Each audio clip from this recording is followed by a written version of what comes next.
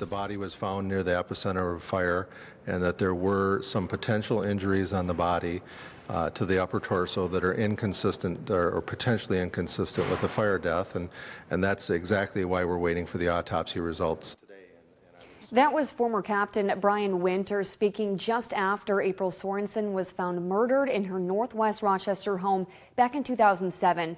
Today, we're taking a deeper look inside her unsolved murder as we reveal new information in her homicide. It was on this date 18 years ago that April's body was found in her home by first responders, bloodied and set on fire.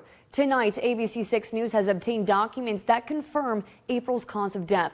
Now, those documents show that not only was April stabbed in the torso and strangled, but she actually died after having her throat slashed.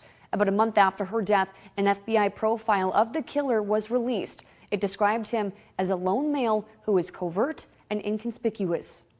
The offender may have been involved in other impulsive criminal behaviors in the past, such as burglary, theft, trespassing, window peeking, or joyriding.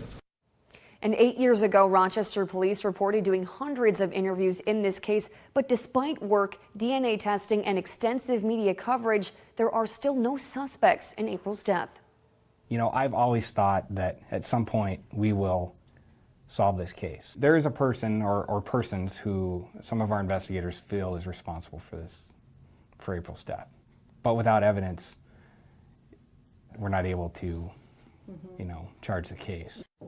Anyone with information regarding April's murder is asked to contact Detective Alex Kendrick at 507-328-2739. Just call the Rochester Police Department.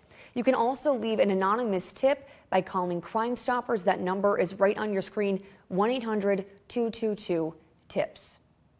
Meantime, ABC 6 News reached out to the incoming Olmsted County Attorney Michael Walters on cold cases like April Sorensen's. He says, quote, "Cases like this obviously impact the community, but most especially the friends and family who cherish the memories of their departed loved ones. There is no statute of limitations for crimes resulting in the death of a victim. If our law enforcement partners discover sufficient proof to bring such cases to court, we will do so, whether the investigation takes 5 days or 5 years.